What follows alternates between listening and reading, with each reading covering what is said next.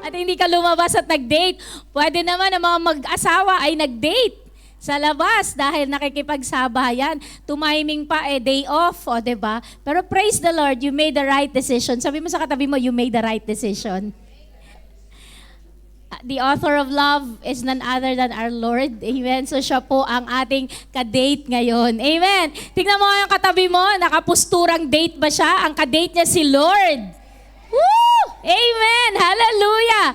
Praise the Lord. Since we are online, I would like you to take the opportunity. Lahat po tayo i-share po natin sa wall natin kasi napaka-importante po ito. Sa lahat ng mga friendship nyo na hindi ko friends, they will be able to stumble. So 1, 2, 3, share po muna natin etong ating kasi maganda yung message. So I just wanna share it even sa ating story.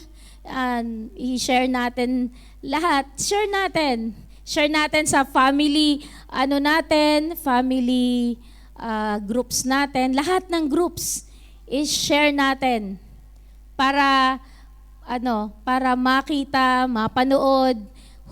We will never know what will happen sa ating pong pag-share ng ating kasi importante ang topic natin. I really wanted you to share it. As I talk, I'm sharing it to groups that I am involved. Kasi po, kailangan makita, marinig ng mga tao ang mensahe ngayong araw na to. Amen. Sige po. We're always praying. I want to take the time to really pray right now. Heavenly Father, thank you, Lord God, sa opportunity, Lord God. Indeed, Lord, napakasarap sa presensya mo, Panginoon. Ikaw ang aming pag-asa. Ikaw ang liwanag sa aming buhay. You are the light in this dark world, O God.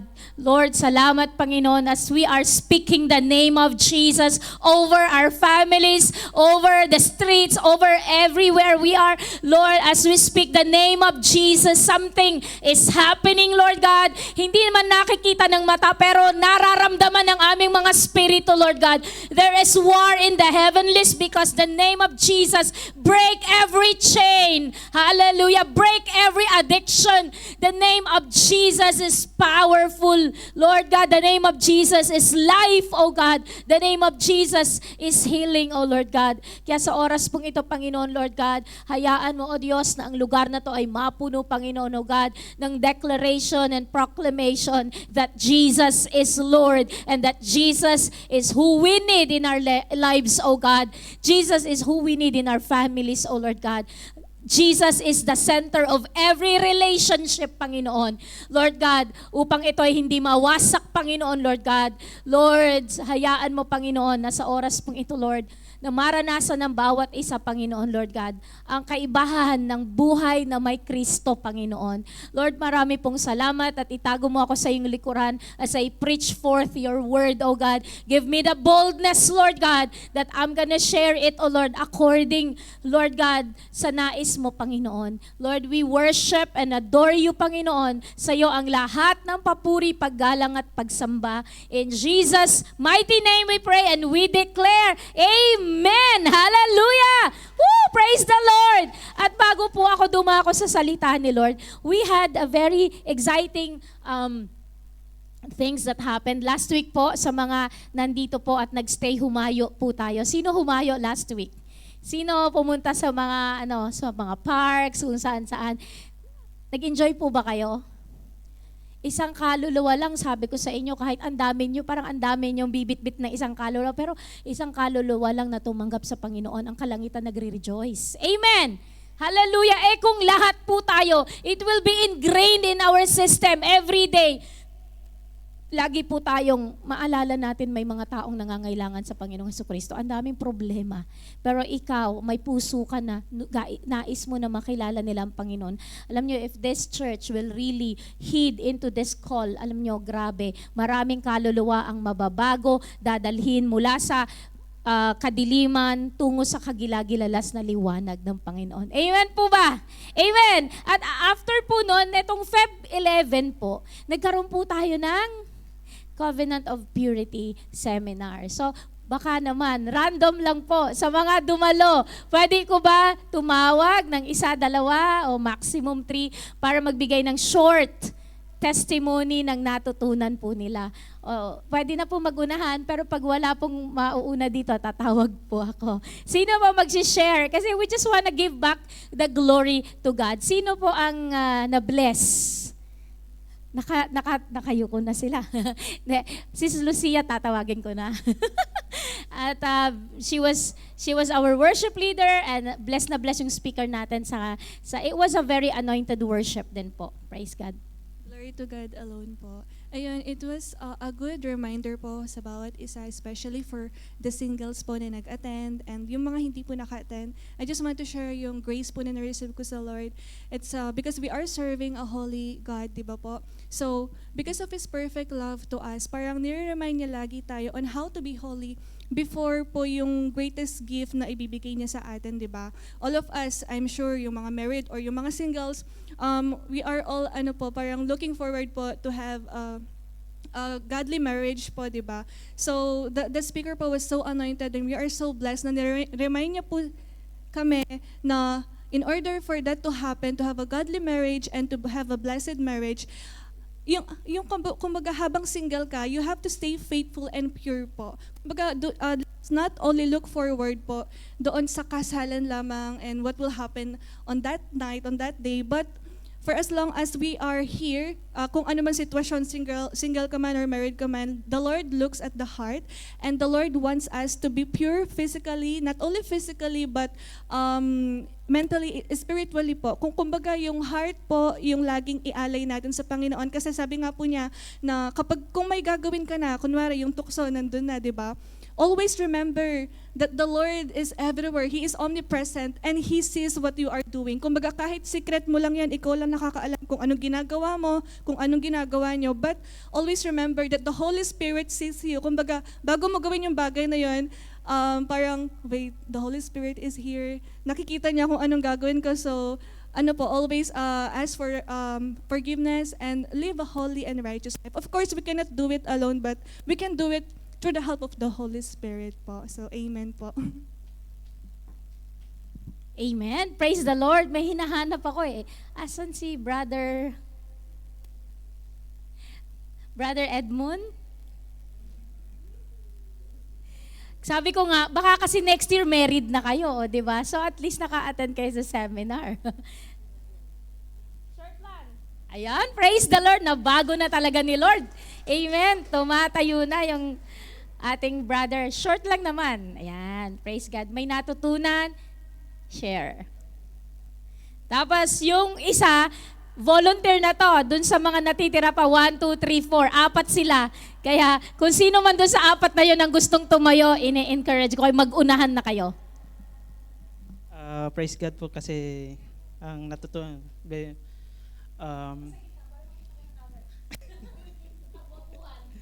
Yan po, naging kwan tayo na tinawag tayong anak ng Diyos. Very special tayo sa Kanya na cherish tayo at saka ginawa tayo na special sa Kanya na simulat sa pool na nandun pa tayo sa sinapupunan pa lang tayo is ginagawa na yung future natin. Kaya sa buhay natin dapat maging maingat tayo. Wag nating basta-basta na ibigay yung sarili natin at ito yung gagawin natin sa temple na kuwan ng Panginoon ng sarili natin. Kaya bago natin kuwan ang pagiging married is very sacred at saka wag nating hayaan ng si Satan na sirain ito. Kasi si Satan is nandyan, very tempted, tinetempt tayo palagi na magkasala. Kaya be prayerful palagi at have faith palagi sa Panginoon. Praise the Lord. Breakthrough na napagsalita natin si Brother Edmund. Amen. So, dun sa 4 na tatawag ako ng isa. Okay. Sino? Si Sherry?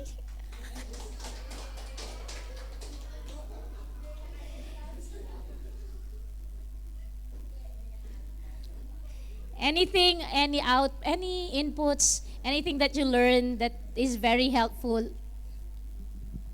Dito. Hindi kita iiwan. Hindi volunteer. Tinawag. Ano ba yan? Anything short na natutunan mo. Na yung body natin is a temple and that the Holy Spirit lives in us. So we have to take care of our body, not to corrupt it. And yun nga, yung marriage daw is very sacred. So let's not put meaning lightly when it comes to marriage. So Thank you. Praise the Lord. Woo, hallelujah. We are creating a holy generation. Amen. So praise the Lord sa buhay ng mga na binolunteer ko. Praise the Lord sa buhay ninyo. You're blessed kasi nakita ni Lord na kahit na masunurin kayo. Praise the Lord. Binolunteer ko kayo. Kasi nag-thank you sila, na-bless sila. So alam ko sa puso ko na talagang may sasabihin sila. Kaya tinawag ko sila. So that was at to be honest, salamat sa lahat ng mga tumulong sa mananalangin. You were not here, but it was a blessing. Ang dami, tuwan-tuwa lahat ng mga dumalo sa kabilang church and they were thankful. Yung pastora natin na guest natin, sabi niya, salamat pastora, in-arrange mo yun. Kasi yung dalaga ko aalis na, parang mag-aaral siya at malalayo sa kanila. And so how will they live without parental guidance? So malaking bagay na parang sakto daw yung topic para sa mga kabataan nila. So the parents who were here are more excited kasi sabi, yes, sige po pastora, ganun. Nyo sila, are you with me? Lalo na sa mga kabataan ngayon na mapupusok na sila, mas maganda that they will learn. Amen. Praise the Lord. Hallelujah. Are you ready? Amen. Hallelujah. Praise the Lord. Humanda po tayo sa gagawin ng Panginoon. Tapos na tayo sa last week. This week naman tayo. And ang topic po natin is Harvest is Here. Amen. Basahin po natin ang verses natin. Joel 3 verse 14, multitudes in the valley of decision, for the day of the Lord is near in the valley of decisions. Decision. Hallelujah. Alam niyo po ba na marami po sa panahong ito, multitude, madami, hindi mabilang. Multitudes, tapos dinoble pa, multitudes, ibig sabihin marami. Are you with me? Kasi kung halimbawa ang multitude 10,000, dinagdagan pa, inulit. Multitudes, diba? Mas madami in the valley of decision. Alam nyo, at as I speak, kaya sabi ko sa inyo, i-share nyo po itong link natin sa mga kapamilya natin. Kasi yung mga ibang miyembro ng pamilya natin, they are in the brink of making a major decision sa buhay nila. Multitudes in the valley of decision. Nagdidesisyon sila, ano ang gagawin nila. Pero alam nyo, malapit nang dumating ang Panginoon. And may these people make the right decision of choosing God in their lives. Of choosing, magpapakamatay na lang sila, pero narinig nila yung mensahe ng pag-asa. Jesus Christ, the living hope. Amen. Wala na akong pag-asa, pastora. Ang lakas ng echo. Wala na akong pag-asa, pastora. Multitudes in the valley of decision. Gusto na nilang magpakamatay. Pero narinig nila ang pag-asa na kay Kristo. Akala nila wala nang nagmamahal sa kanila. Malamig daw ang kanilang Valentine's, wala daw silang ka-date. Kung wala kang ka-date, may Diyos ka naman. Amen. Na nagmamahal sa'yo. Hallelujah. Actually yung Valentine's, kaya mapapansin nyo, hindi ako nakikibati ng Valentine's kasi we don't celebrate such Valentine's. It's a pagan celebration, but we believe Happy Hearts Day, ganun na lang. Pero dahil yun ang trending, pero we don't say Valentine's kasi it's a worship of Valentine's. It's not godly. May mga symbol pa silang Cupido, na pinana ng Cupido. It's not biblical. At saka yung Cupido nila, baby pa din hanggang ngayon. Ang angels, hindi ganun na itsura ng mga angels. Ang angels, iba-ibang klase ng angels. May seraphim,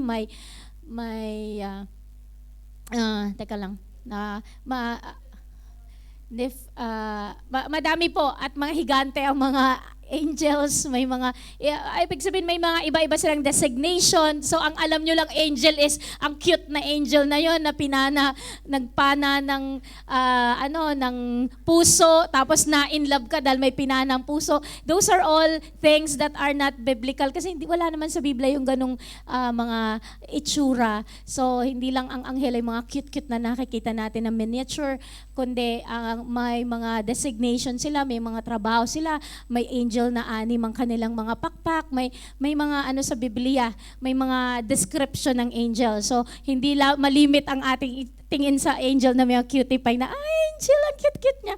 Hindi po, mahigante nga po ang mga angels. So I just want you to know na we're not into the Valentine's ng mundo, but we are celebrating the love of Jesus every day. Amen. Hallelujah. Kasi siya talagang unang umibig po sa atin. But if you love your wife, hindi Feb 14 lang na special day. Every day, treat mo siya ng the best. Amen. Hallelujah. Praise the Lord. Kaya po, Happy Hearts Day, okay na lang yon para naman yung mga ibang tao ay makita nila na, nagse-celebrate din sila, may hearts tayo dito, ganyan.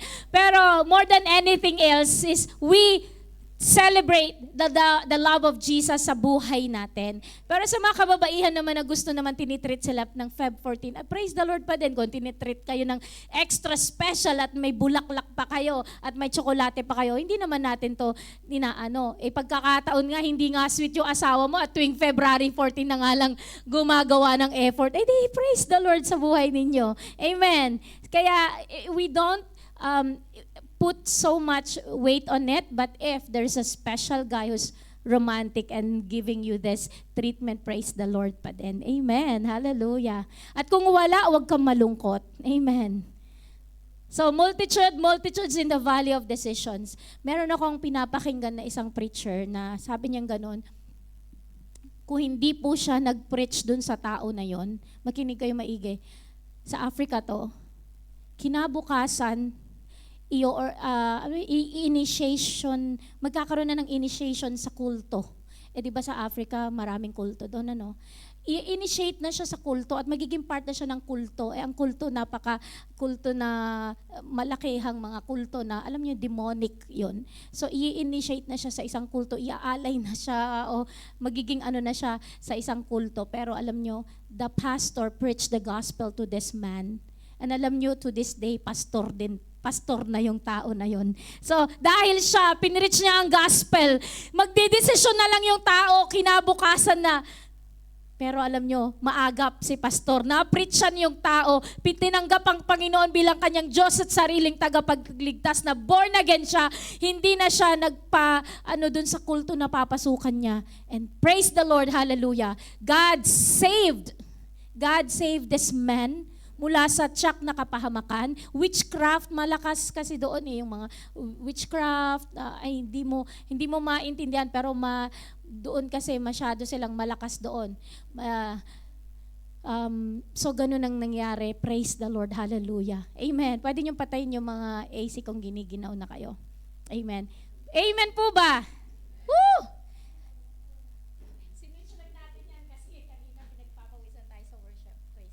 Amen. So, grabe, napaka-importante. They are in the valley of decision. Minsan nagpipray ka, ni-reveal ni Lord yung isang tao sa'yo. Hindi mo naman siya naaalala. But when you were praying, suddenly God revealed to you a name or a person, a face. And then you prayed for the person and then ni-reach out mo siya. Nag-share ka ng verse sa kanya. Pastora, alam mo, kailangan ko yung word na yon. Amen. Naalala ko noon si Brother Hector na pastor na ngayon ng Australia. Araw-araw yung telepono pa, wala pang ngayon wala pang yung mga verses, social media. Maglo-load ka pa ng 25 BD per month. Ganun, basta maglo-load ka talaga. Tapos verses lang yung telepono mo na hindi pa ganito, yung teleponong maliliit lang. Verses yun, sineshare niya sa mga kapatiran every day. Dalawa yung kapatiran natin na kwento sa akin. Alam mo, pastora, nakakablis si Brother Hector, magang-maga, madaling araw, 5 o'clock or 6 o'clock, may nare-receive akong verse. Alam mo pa, pastora, isa yun sa nag-remind sa akin na mag-church. Amen. si Sister Natalie. Tapos si Brother Noel, ay pastora, nakasakay ko si brother sa bus. Tapos mula nun, share na siya ng share sa akin ng verses every day. Nakaka-bless talaga.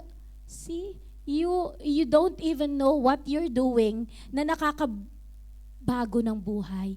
Yung pag-share mo ng mga verses na kailangan pala niya nung araw na yon yung verse na shinare mo. Amen. Nasa valley of decision siya, lalo na sa mga hindi nakakakilala sa Panginoon. They're in the valley of decision. Malapit nang dumating ang Panginoon. And we are here na gagamitin ng Panginoon para sila dalhin sa kagilagilalas na presensya ng Panginoon. Nagkakaintindihan tayo?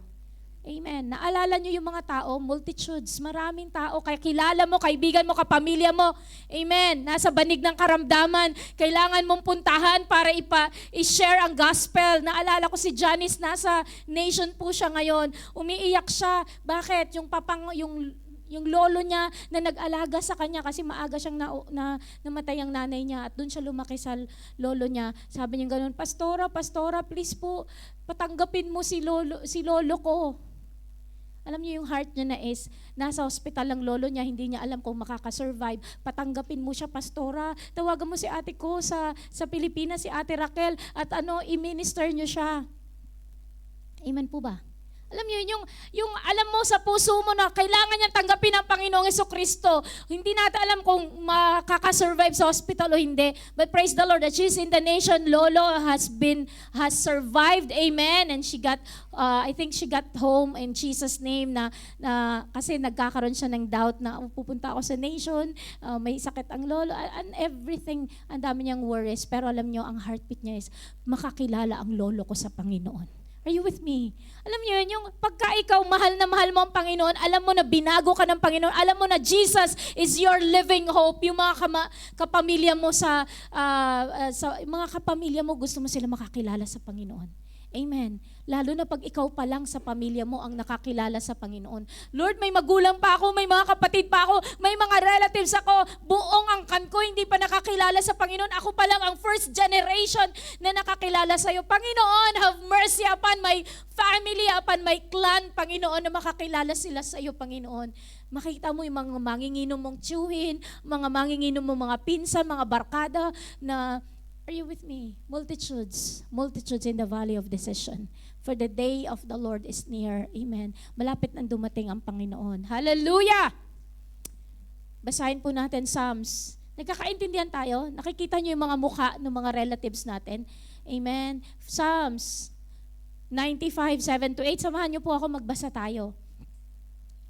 For He is our God, and we are the people of His pasture and the sheep of His hand. Today, if you will hear His voice, do not harden your hearts as in the day and in the rebellion, as in the day of trial in the wilderness. Amen. Kapag ikaw, sabing ganun dito, narinig mo ang tinig ng Diyos, huwag mo nang patitigasin ang puso mo. Magpatuloy ka sa Panginoon, manampalataya ka, bumalik ka kay Lord. Ito para po sa mga Israel po ito, Israelites na nalayo sa Panginoon. Pero sabi nga ni Lord, you are the sheep. You are my pasture, sabi niya, the sheep of His hand. Sabi niya ngayon, kapag narinig niyo ang tinig ng Diyos, huwag na kayong magtitigas pa ng puso. Alam niyo po ba na maraming beses ang Panginoon tumatawag na sa atin nung nasa mundo pa tayo. Pero ini-ignore natin. Hello? Ayaw natin, gusto ko pa dito, Lord. Gusto ko pang gumawa ng mga bagay na hindi nakakalugod kay Lord. Pero alam nyo, hindi huminto si Lord sa'yo. Sabi mo sa katabi mo, salamat, hindi ka tinantanan ni Lord. Nandito ka ngayon. Salamat, hindi ka tinantanan ni Lord. Andito ka ngayon. Amen. Imagine mo yung sarili mo, pastora, noon, nung kalakasan ko pa, wala akong time sa Panginoon. Trabaho ako ng trabaho. 24 hours pa nga, hindi na nga ako umuwi sa dahil ang daming mga part-time. O kaya, pastora, noon, kalakasan ko, nako, pag Friday, ang daming gimmickan, ang daming galaan, ang daming mga, alam nyo ba, tuwing Friday sa Bahrain, ang daming mga activities na pwede mong salihan. May mga activity na, mga sports. Buti na lang yung mga basketballista dito sa church, hindi nagba-basketball pag Friday. Praise the Lord! Hallelujah! Amen! Inuuna si Lord. Are you with me? Ang dami po nating iniimbitahan. Pero pasensya ka na, pastora, pag Friday kasi yun lang ang day off namin eh. Meron kaming ganito, ganito, ganito. Pero praise God, nandito ka. Sabi mo sa katabi mo, praise God, nandito ka. Woo! Hallelujah! Praise God, nandito ka. Amen! Do not harden your heart. Alam nyo, pinakamasarap sa presensya ni Lord. Uy, wala akong narinig na amen. Ang pinakamasarap sa presensya ni Lord. Amen. Yung iba dyan, di pa nakatulog. Praise the Lord, nandito ka pa din, brother. Kahit na kakagaling sa duty. Amen. Hallelujah. Do not harden your hearts as in the rebellion and in the day of trial in the wilderness. In the wilderness kasi, yun yung panahon na mga Israelitas nasa wilderness sila at dadalhin sila ni Lord sa promised land. Nagkamatayan yung matitigas ang ulo doon. Ang naiwan na lang yung Joshua generation. Bakit? Kasi matitigas ang puso nila eh. So nagkamatayan sa wilderness at nakapunta na lang sa promised land yung mga next generation. So, wag na tayong magtitigas ng puso pag may pinapagawa si Lord sa atin, sumunod na tayo. Sabi mo ko, sumunod ka na kapatid. Sumunod ka na kapatid. Wag ka nang matigas ang puso. Amen. Wag mo nang antayin pa na manghina ka bago ka sumunod. Nandito na may pinapagawa si Lord sa'yo, sumunod ka kapatid. Amen. Hallelujah. Praise God.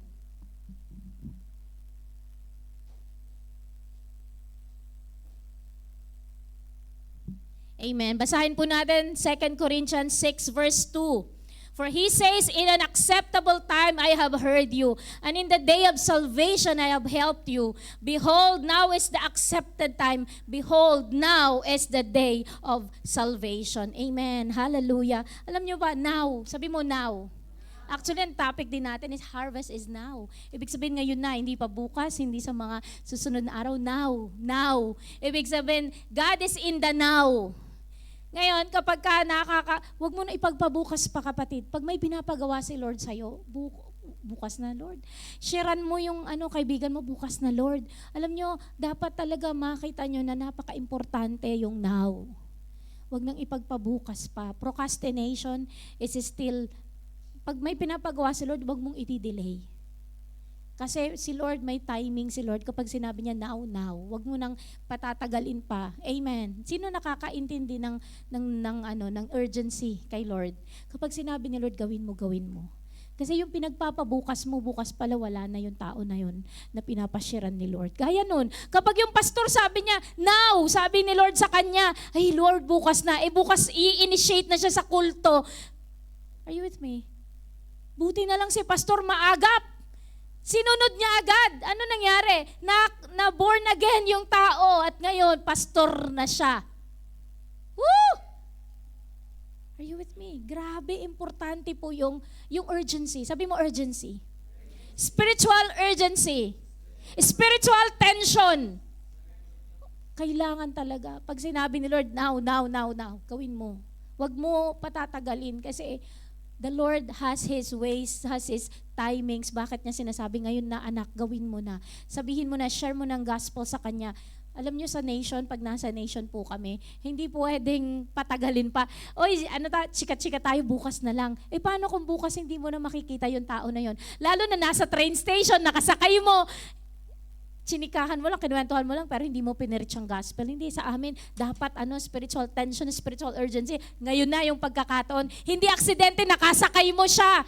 Kasi si Lord, idinala niya yung tao na yun sa tabi mo para ma-preachan mo ang gospel. Alam niyo, nag-travel kami mula sa Tel Aviv papuntang Haifa.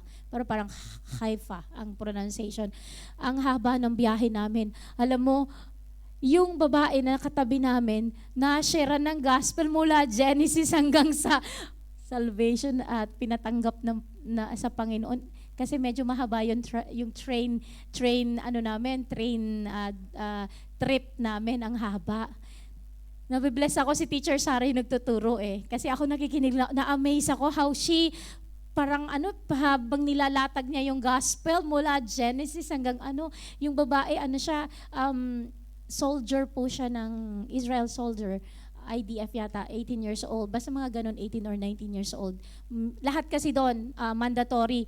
Pagka 18 ka, magjo-join ka sa army for 2 years. Walang exemption yon. Except kapag ka anak ka ng mga, yung mga conservative na nagsuserve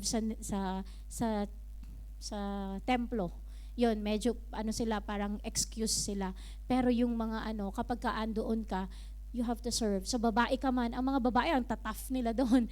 Tapos mga lalaki. So basta they are required at the age of 18 magiging part sila ng soldier.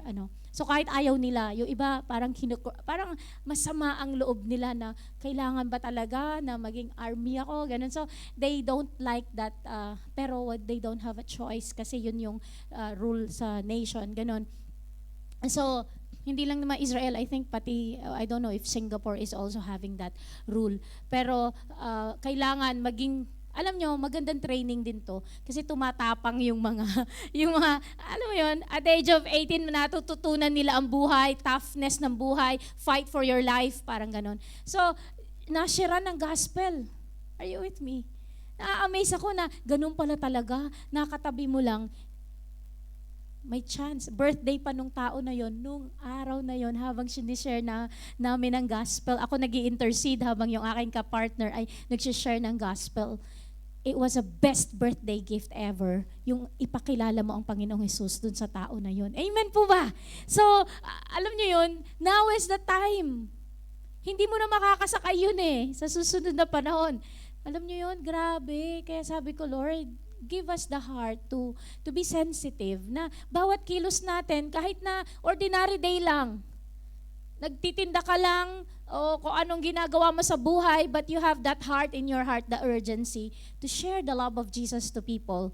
Kaya nga sa hospital visitation, may chance tayo kasi hindi mo mapapatakbo yung nasa hospital. Nakahiga siya, di ba Ate Connie?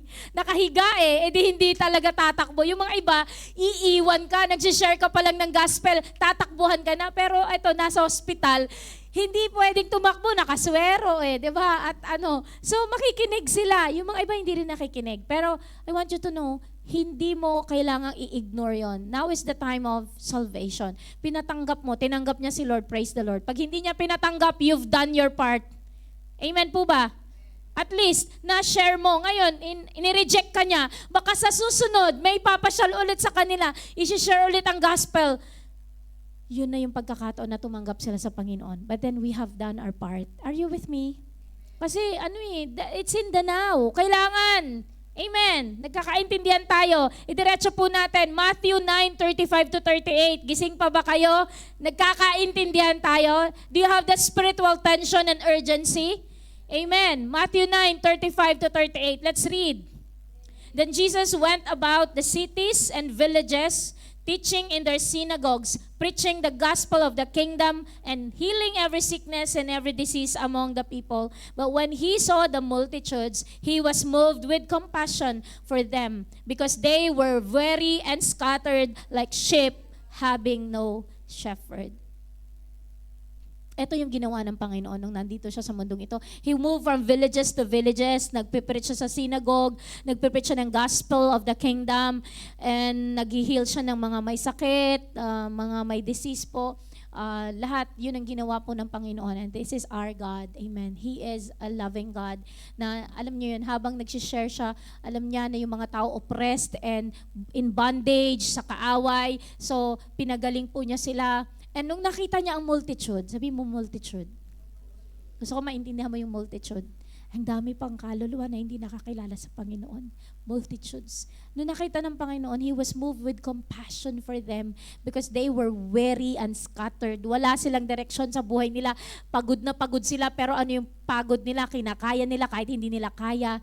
Kapatid, ikaw, minsan pasan mo na ang daigdig sa pamilya mo. Minsan nga single ka, wala ka pang asawa, pero parang pakiramdam mo, pasan mo ang daigdig. Bakit? Kasi yung problema ng pamilya mo, problema ng mga kapatid mo may asawa, wala silang budget, ikaw pa rin, sa'yo lahat, nag-aaral ang kapatid mo, sa'yo pa rin. Pasan mo na talaga, you're weary and scattered. Wala ka ng time sa Panginoon kasi, Pastor, pasensya ka na. Ang dami kong pinag-aaral. Ang dami nakaasa sa akin ng nanay ko. May sakit ang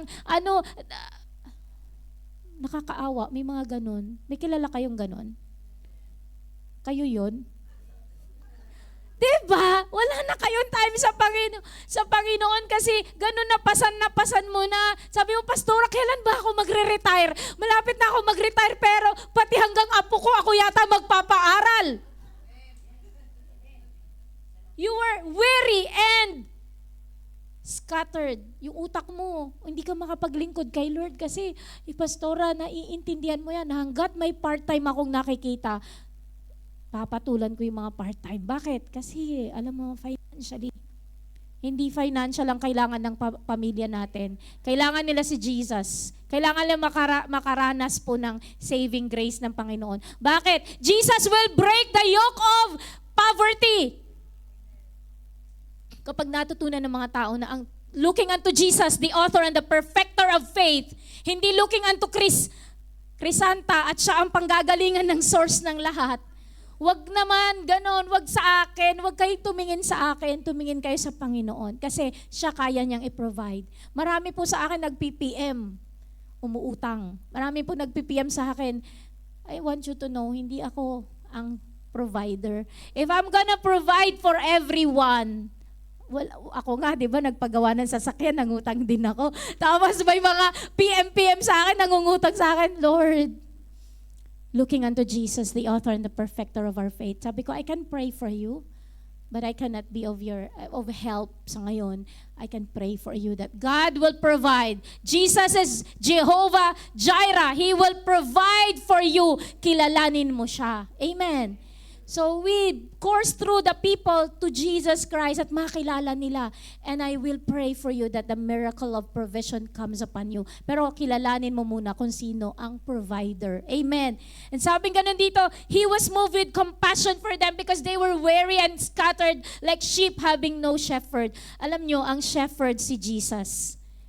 Pero kapag walang shepherd, napapariwara. Ang mga sheep po, ano yan, nagfa-follow lang sila sa shepherd. Kapag walang shepherd na nagagabay sa kanila, wala din sila. Papunta sila dito, papunta sila doon. Pero kapag may shepherd, may stick sa kanila, dito, masunurin ng mga shepherd. Pero kailangan masunurin ng sheep, kailangan lang ng shepherd. Alam niyo po, yung mga tao, kaya naman sila napapariwara, wala silang shepherd.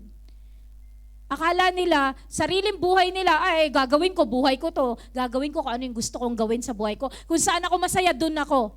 Pero kapag nakilala nila ang Panginoong Jesucristo, Jesus will lead you to the right path. Sino naranasan mapariwara ang buhay?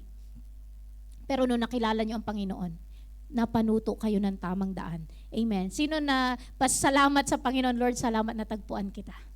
Sino nagpapasalamat sa Panginoon? Woo! Hallelujah! Salamat na tagpuan ko ang Panginoon. And siya ang naging gabay at ilaw ng landas ko. The Word of God is a light unto my path.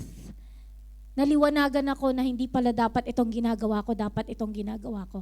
And Jesus is my guiding light sa buhay ko na to. Amen. So alam nyo, dahil nakilala ko ang Panginoon, gusto ko rin po ipakilala ang Panginoon sa mga tao na nakikilala ko. Verse 37, 38, hindi pa tapos. Then He said to His disciples, the harvest is truly plentiful, but the laborers are few. Therefore pray the Lord of the harvest to send out laborers into His harvest. Kapatid, the harvest is plenty. Ang sarap, ang dami nang i-harvest. Wala lang taga-harvest. Are you with me? Sino sa inyo naiintindihan ng harvest? Naiintindihan ng ang hitik na puno ng mangga na, ang sarap-sarap, pulang-pula na siya, ready nang i-harvest, pero walang taga-harvest, mabubulok na lang sila. Alam nyo, nandyan lang sila sa paligid, they're ready for harvest, yung mga kaluluwa, naghahanap sila ng direksyon sa buhay nila. Na, alam nyo, sawa na sila sa mundong pamumuhay. Naghahanap sila ng pag-asa nila. And you, na nakakilala sa Panginoon, ikaw ang susi para makakilala sila. Minsan yung mga pumuporma, kung makaporma, ay akala mo, wala na silang kailangan, nakakahiyang lumapit. Sila pala yung dinadaan na lang nila sa porma, pero sa totoo lang, inside they are broken, hungkag, empty, naghahanap. Nandyan lang sila sa plaza, sa park, nagpapahangin. Pero deep inside of them, wala silang gustong gawin kundi magpahangin lang kasi naguguluhan daw ang utak nila sa kwarto, baka kung ano pang gawin nila dahil masyado nang salimuot ang buhay nila. Pero nagpapahangin sila, pero kailangan nila ang Kristo sa buhay nila. Kailangan nila ang Savior nila sa buhay nila. Otherwise, kung ano-ano na lang pinagagagawa nila. The harvest is plentiful, but the laborers are few. And as you hear this, I'm telling you, the harvest is here. Kahit dito sa Bahrain, the harvest is here. Ikaw, kapatid, are you ready to swing your sickle and harvest? Alam niyo yun, sino nasubukang mag-harvest ng palayan? Sa palayan. Sino marunong sa farming? Alam mo kung paanong manggapas. It's harvest time. Woo! Anong pakiramdam pag harvest time? Sino sa inyo nasubukan? Harvest, kahit na anong harvest.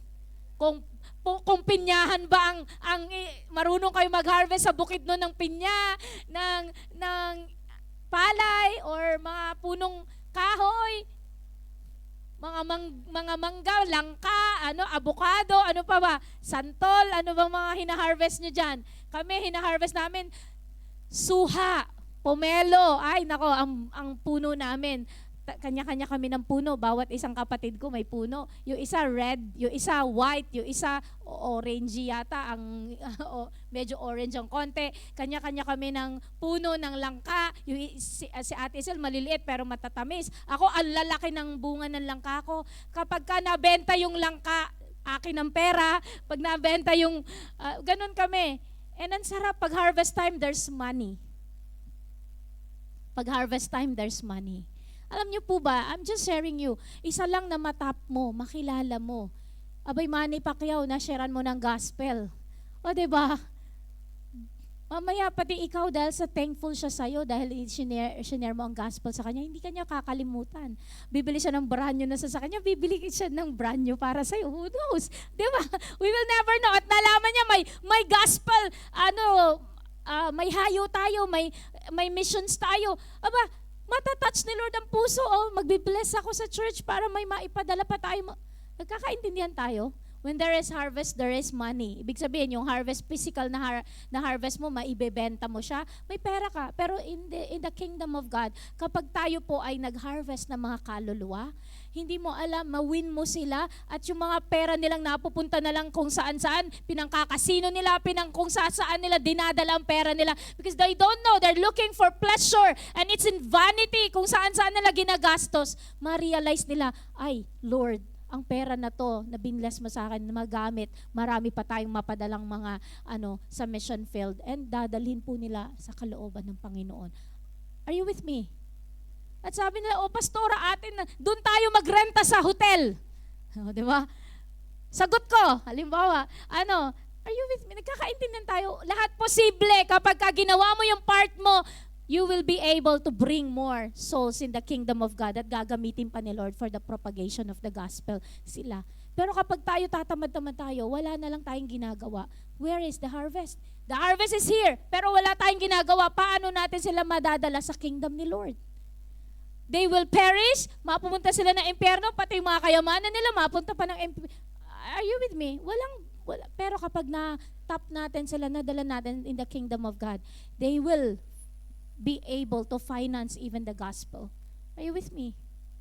Hindi naman ako mukhang pera, pero gusto ko lang sabihin sa inyo na kapag ang mga tao na natap natin, are you with me? Mga colleagues ninyo, katrabaho ninyo, mga executive officers pa, they will see, their eyes will be enlightened, and they will see, yung pera ko pala napupunta lang sa walang kaptuturan, dadalhin ko na lang sa pag-propagate ng gospel. Are you with me? Harvest is here. Harvest is plentiful. Pero asaan ang mga laborers? Nagkukulong sa kwarto. Nanunood na lang ng Netflix at kung ano-ano. Or the laborers are working. Di ba kapag ikaw ang may-ari ng palayan, O may harvest bukas, o tatawag ka na, o magpadala kayo dito ng mga tao na harvest, o magbabayad tayo ng bawat isa. Sino na subukang naki-harvest? Ang wage niya bigas, isang skabang bigas sa isang araw na O di sabi nung isa, ay, pagkakataon na to, makikigapas ako para meron akong bigas. Nagkakaintindihan tayo? So, kapag ka may harvest, kailangan ng laborers. Tara, punta tayo, may harvest. Let's harvest. Amen. Amen po ba? Sino excited? Pagka sinabang the harvest is plenty, excited ka, I'm part of the laborers. Gusto ko yan. Pastora, saan? Saan tayo hahayo? Anong gagawin ko? Amen. Harvest is plenty. Pero laborers are few. Namamanhik po ako. You are part of the labor force ni Lord. And what a privilege to be part of the labor force. Amen. What a privilege to be serving the King of Kings and the Lord of Lords. He is the captain of the host at ako ay kasama lang na gagawin ang pinapagawa ni Lord. Sabi niya, the harvest is plentiful. Pinapadala pa niya tayo. Let's go. Let's go and harvest these people. Amen. Do you not say, John 4:35-37, ito gustong-gusto ko to. Do you not say, there are still 4 months and then comes the harvest? Behold, I say to you, lift up your eyes and look at the fields, for they are already white for harvest. And he who reaps receives wages and gathers fruit for eternal life, that both he who sows and he who reaps may rejoice together. For in this the saying is true, one sows and another reaps. Hallelujah. Alam niyo po ba na baka yung mga tao na masyesheran mo ng gospel ngayon at tumanggap sa Panginoon kasi bugbog na siya ng mga tao na share ng gospel, tanggi siya ng tanggi, ayoko makinig sa'yo. Ilang beses na sila nakarinig pero nire-resist nila. But then on the time na ikaw nag-share ka ng gospel sa kanya, tinanggap niya. Bakit? Sabi niya ganun, pang 15 na tong tao na to na nag-share sa akin. alam mo yun? It's harvest time. Sabi mo sa katabi mo, it's harvest time. It's harvest time. Harvest time. Sino sa inyo naranasan to? Ang dami nag-share sa inyo ng gospel, pero hindi kayo tumanggap. Tapos, bigla na lang may nag-invite sa inyo sa JCSGO, naka-attend kayo. That's naalala nyo. Naalala ko nung nasa labas kami nila, brother, Sister Sherry at John. Last week lang po yun, no, naghahayo kami. Sabi ni Brother John sa akin, noon merong ding nag-share sa akin. Tama ba? May nagsasabi din sa akin. Ngayon, hindi niya alam, nandito na siya. Di ba? May mga nagtanim na sa'yo. Noon pa, nire-reject mo para hindi mo feel or ano ba naman to. Para akala mo nung nilapitan ka sa bus, baka manghihingi na to. Naku. Kunwari, busy ka sa telepono mo, kung ano ang ginagawa mo kasi may tumabi sa'yo at may gustong i-share sa'yo na Pero nahuli ka kasi mahal ka ni Lord. Nahuli ka, nandito ka na kasi mahal ka ni Lord. Sabi mo sa katabi, mahal ka ni Lord. Sobrang mahal ka ni Lord. Ayaw ka niya mapahamak. Ayaw ka niyang mapunta sa dagat-dagatang apoy. Kaya tinawag ka niya. Kinulit niya yung mga tao. Andyang natutulog yung tao. Nagigising na lang sila at nagpipray sila para sa'yo. Lord, let salvation come upon this person. Are you with me? Ganon si Lord kabuti sa'yo. Hindi mo lang alam, may mga tao na nanalangin, niluluhod ang kanilang mga tuhod para sa salvation mo. Tapos eto ka na. Amen. Do you not know? Do you not say, there are still 4 months and then comes the harvest? Bakit? Totoo naman, pag nagtanim, usually pag palay, 4 na buwan. Sino marunong dito? Diba? 4 na buwan ba? Ilang cropping ba sa isang taon? Ay, 3. O ilang buwan ng 3 months. O, sabi na, dito, hindi ko alam, baka wheat or barley ito. Hindi ko alam. Basta, sabi niya, di ba 4 months bago ang harvest? Kakatanim lang Pero ang sabi ni Lord, lift up your eyes. Look. They are already white for harvest. Ang himala ni Lord, pwede niyang pabilisin. Harvest time na. Hindi po pa alam. Tutulog-tulog ka pa, harvest time na. They are white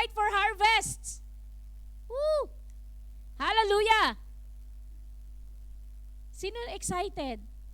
Pag ikaw nagtanim at anihan na, ako nagtatanim ako ng mga flowery plants. Kapag bumubulaklak na, abay, ang sarap ng pakiramdam. Bulaklak pa lang yun paano na pag-harvest talaga? Yung harvest na alam, kakainin mo. Are you with me? Pakikinabangan mo. Ang sarap. Ang sarap ng feeling pag harvest time na. Alam nyo, mas ang mas mahirap, yung sowing time, yung umiiyak ka talaga, yung magtanim ay di biro, maghapong nakayuko. Ano ba? Ang hirap, itatanim mo pa lang Pero kapag harvest na, lahat ng pagod mo nag-fly away na excited ka na, it's harvest time. May mga may mga kantahan, may mga celebration. Bakit? Sa mga farmers po na 4 months o 3 months bago kumita, yung mga pang tuition fee ng mga anak nila ay nauutang pa. Bakit? Kasi hindi pa harvest. Tsaka na lang sila tiba-tiba pag harvest na. There is money in harvests. Kaya excited ang buong pagka-harvest. Pag dinaanan ng bagyo, yun ang malungkot. 'Di ba? Sabing ganun, pastora, dinaanan ng bagyo. Pero praise the Lord, marami akong Kristiyanong kilala. Kahit yung mga katabi nilang mga farm, natumba lahat. Pero kapag nagtatights yung mga tao, nagkukwento sila, umani po kami, pastora, kumita kami. Yung mga katabi namin, mga hindi sila Kristiyano at hindi nagtatights, kawawa yung kanilang kabuhayan. Pero kami, praise the Lord. Alam niyo yun, yung faithfulness ni Lord. Kaya I want you to know, kapag harvest ang usapan, masaya. Harvest Amen. Harvest masaya. Sa mission field, kapag summer, ay ang prutas, bagsak presyo, ang dami. Nung nasa Uzbekistan kami, ang daming prutas, ang sarap. Hello, bakit? Harvest time, punong-puno, overflow. Ang saya, ang harvest time. Amen. Pag-harvest po ng grapes somewhere in Georgia, pupunta ka daw doon bandang September, kapistahan daw, talaga malalasing ka. Bakit? Kasi bawat lugar na puntahan mo, titikman mo daw yung mga wine nila kasi mga winery po sila. May tawag doon parang grape festival or something. Siyempre, lasing ka, hindi naman ako umiinom. Pero grape po iyon. And I want you to know, if it's harvest, masaya. So ngayon po, kapag na-harvest natin yung mga kaluluwa, nagkakasiyahan sa kalangitan. Bakit? Isa lang na makakilala sa Panginoon ang buong kalangitan ay nagre-rejoice. Amen. Lalo na kapag ikaw ang instrument ni Lord para may mga taong ma-harvest. Kasi nagsabi ka, yes Lord, I'm here, I'm willing. Amen. Hallelujah. So he who sows and he who reaps, parehas na nagre-rejoice. Ang kalangitan nagre-rejoice. Amen. Sabi mo sa katabi mo, ang kalangitan nagre-rejoice. Hallelujah! And ikaw nagdulot ng kagalakan. Bakit? Ikaw ang sumunod. Amen. Let's carry on. Romans 8:18. For I consider that the sufferings of this present time are not worthy to be compared with the glory which shall be revealed in us. Sufferings? Bakit? Umiiyak ka para ikaligtas ng tao na yon. Umiiyak ka, Lord. Ang tigas-tigas naman ng puso ng taong ito na sinesharean ko ng gospel. Kahit anong i-share ko sa kanya, binablap ako. May mga sufferings, may mga pinagdadaanan ka. Si Pablo po ang nagkukwento po nito. Bakit? Dumating siya na halos siya ay patayin, batuhin, hanggang sa mamatay. Akala nila namatay na siya. Bakit? Because he was propagating the gospel and the people doesn't like it. So alam niyo yun, lalo na yung mga matataas ang posisyon sa church noon ay galit sa kanya. Dati ganun siya. Siya yung nagpapatay kay kay Stephen. Pero nung nakilala niya si Lord, siya naman ngayon ang pinapabato.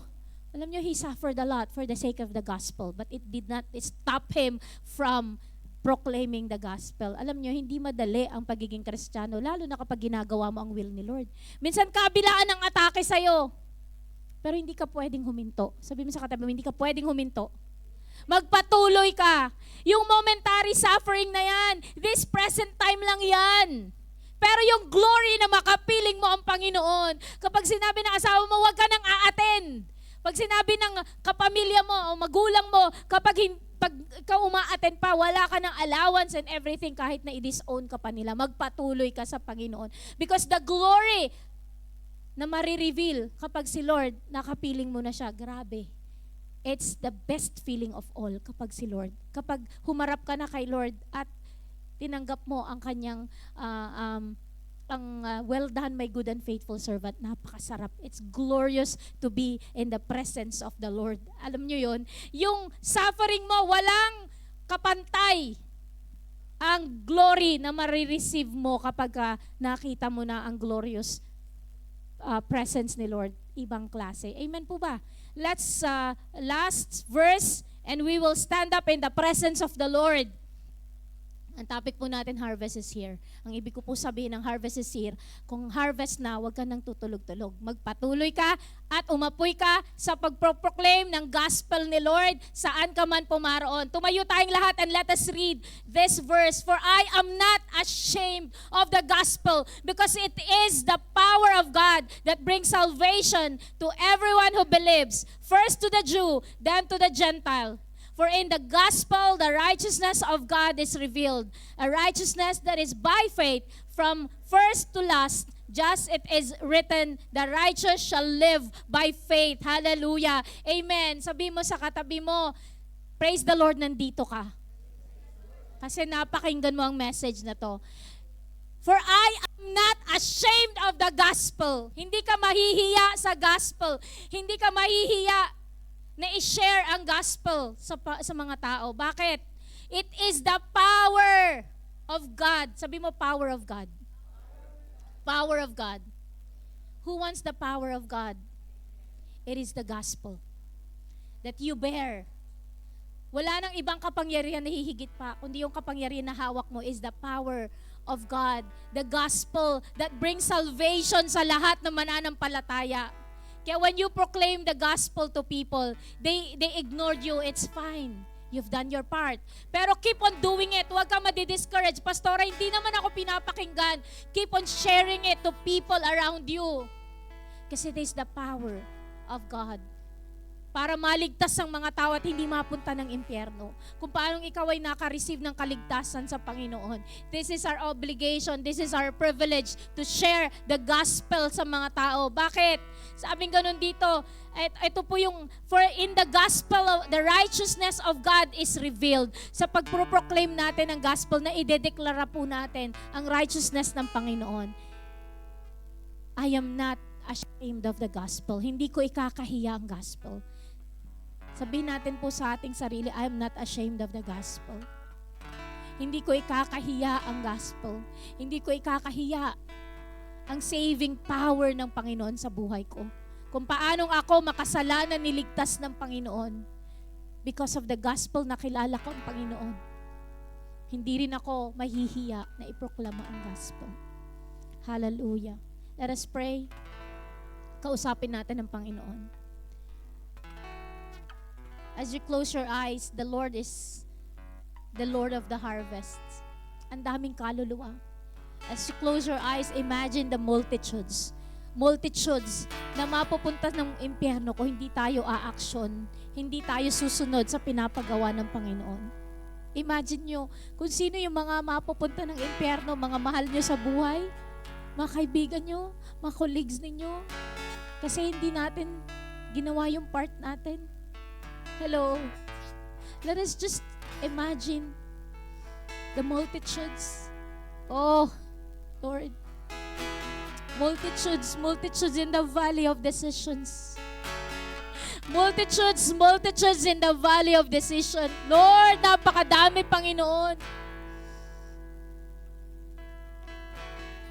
Here I am, Lord. Lord, gamitin mo po ako. Gamitin mo po ako, Panginoon. To be part of the labor force. To be part of the labor force. Para ang multitudes na makakilala sa iyo, Panginoon. Hallelujah. Thank you, Jesus. I don't know about you, but there are so many faces pinapakita ng Panginoon na kung hindi sila makakarinig ng salita ng Diyos, they will be forever doomed to eternal destruction. May our hearts be broken for these people. Break our heart, Lord, for what breaks yours, oh God. Hallelujah. And as long as nabubuhay po kami, Lord, maging Lord, decision namin, Lord, that our lives be used for your glory. Lord, gamitin mo po kami, Panginoon. Lord, kami na mga mahiyain, turuan mo po kami magkaroon ng boldness para i-share ang gospel, Panginoon.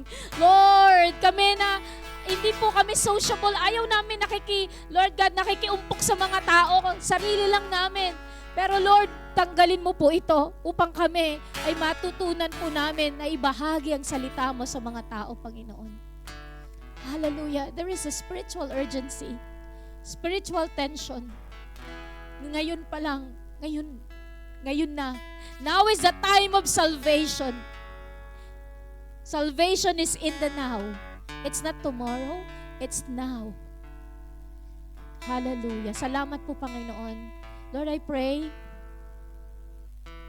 hayaan mo na ang mensaheng ito, Lord God, ay magkaroon ng impact sa puso namin, O God.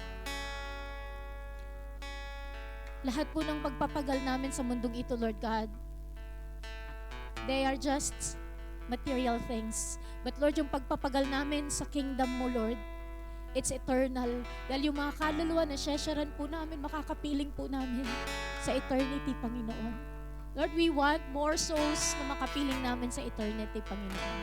And we will not stop doing what you have called us to do. Marami pong salamat, Panginoon. Thank you, Jesus. Hallelujah. We worship you, Jesus. Lord, ito pong aming samot dalangin. At gamitin mo ang church nito, Panginoon. Bilang vessel mo, Panginoon. Para, Lord God, yung kapangyarihan mo maipalaganap sa bansang ito, Panginoon, Lord God. It is the power of salvation. It is your gospel, God. In Jesus' mighty name, we declare victory! Hallelujah! Praise the Lord! Palakpakan po natin ang Panginoon. Thank you, Jesus! Thank you, Jesus! Amen.